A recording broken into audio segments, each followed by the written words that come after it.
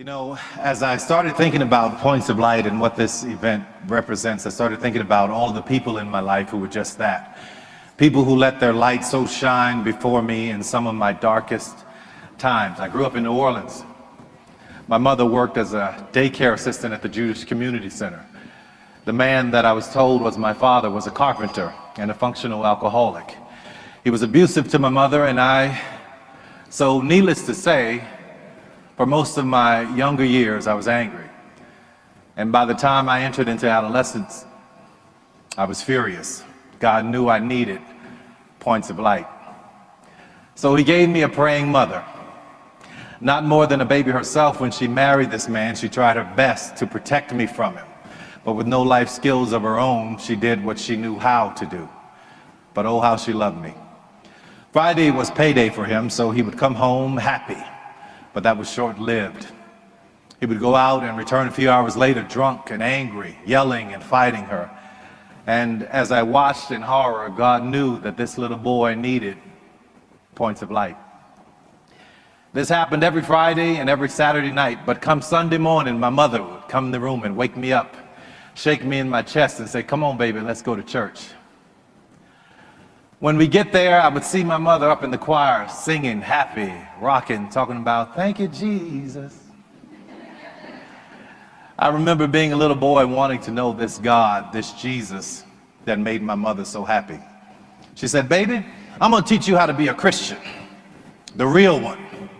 You know, the ones with flaws, that makes mistakes, the ones that God himself used in the Bible, that kind. Not these perfect pretending holy rollers," she called them, you know. She taught me that God loved me. And oh, what a point of light he has been for me. Now, I'm sorry, I know it's not politically correct to talk about God and faith these days, but oh well, they gave me a microphone. Thank you for allowing me to be myself. It was my mother teaching me about God and faith that allowed me to forgive my father and also to be able to understand them both. Now that I'm older, I realize that my parents had no examples. They were two wounded children trying to raise a wounded child. Years later, I would enter into show business not knowing that I was carrying a desire to share what I had learned and witnessed growing up. Not knowing that the very people that had made me laugh and made me cry and made me happy, made me sad, and literally had made me, were showing up in my work. Their lives, their stories, their hopes, their dreams, their despair were all on display in my films and my storytelling. I only wanted to bring laughter and light now because I had seen so much darkness growing up. I was writing about things that were raw and guttural, my own experiences, so much so that it made the critics uncomfortable. It was crass and abrasive to the trained eye. Offensive, they called it. But while they were writing their reviews, I was receiving emails and likes on Facebook by the millions from people all around the world who got it. Like the letter I got from a woman who said, "My sister saw Diary of a Mad Black Woman, and you did in 2 hours what my family has been trying to do for 12 years. She's leaving an abusive relationship." Yeah. It was the point of light. Or the letter that I got from a mother of a little boy in Houston who has autism, and she was telling me that it's my shows that keep him calm enough to go to sleep in the evening. A point of light. Or the single mother who sent me an email saying that she had had it and she was going to commit suicide. She rented a hotel room and she wanted to spend the last day with her kids. So she brought them to this hotel and she said, "Anything you guys want to do, you let me know." One of them said, "I want to watch one of Tyler Perry's plays." So they watched the show. And after they watched it, she was no longer depressed. She found herself laughing and happy and joyous. And she no longer wanted to commit suicide. That's a point of light. It feels great to be able to lift people on this level, but you also have the power to lift people even if you don't have this platform. As I look back over my life, there were many people that had a hand in shining light into my darkness when I was growing up. Like Mr. Johnson, who lived next door to me. He told me that I was special. He bought me my first pair of nice dress shoes. They were wing-tipped leather, hand-stitched, and I hated those jokers. I wanted some Chuck Taylor All-Stars. but he was a point of light. And then there was my Aunt Jerry, who was the polar opposite of my mother when it came to men. This woman would shoot first and ask questions never. She taught me how to stand up for myself. She was a point of light with a good aim. And then there was Mr. Butler. Let me tell you how I met Mr. Butler. I had just started junior high school, and in order for me to get to high school, I had to walk through the drug dealers, literally step over the whores and the drug addicts, walk through a graveyard, then in the next block past gang members, and then go through the projects, and then come to a 6-lane intersection, and it was always busy, but just beyond that was the school.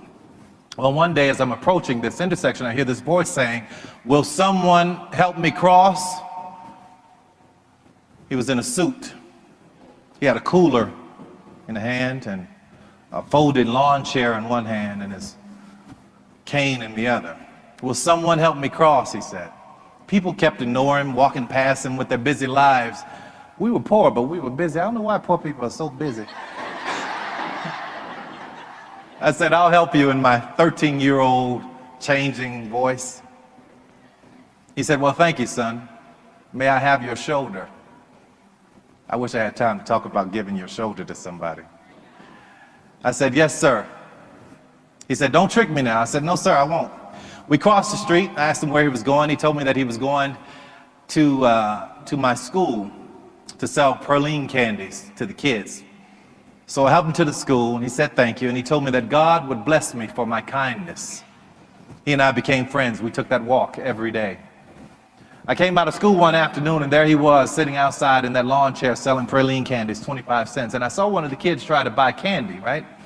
And they gave Mr. Butler $1, and they told him it was a $5 bill. I stepped in and I said, "Mr. Butler, this is a scam." Needless to say, I had a lot of enemies at that school. But it didn't matter. I was glad to do it. You see, Mr. Butler was one of the first men in my life to see me. And what made it all the more special is that he was blind. He was a point of light. One morning I was late meeting him, and as I walked up to the intersection, I could see Mr. Butler standing there, not saying a word. So I tipped up behind him and I said, "I'm not going to say anything. I'm just going to wait to see what happens." He said, "I know you're there, son." I said, "Yes, sir, I am." I said, "I didn't hear you saying, 'Will someone help me cross?'"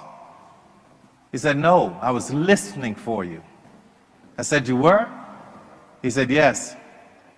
Sometimes in life, son, when you pray and you've said all you can say, all you have to do is stand and wait and listen."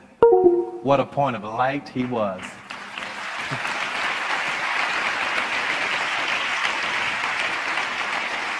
There are many people in this world that are wanting, waiting, saying, asking, begging, hoping, "Will someone help me cross?" We all have the power to be a point of light. Thank you, and God bless you. I appreciate it so much.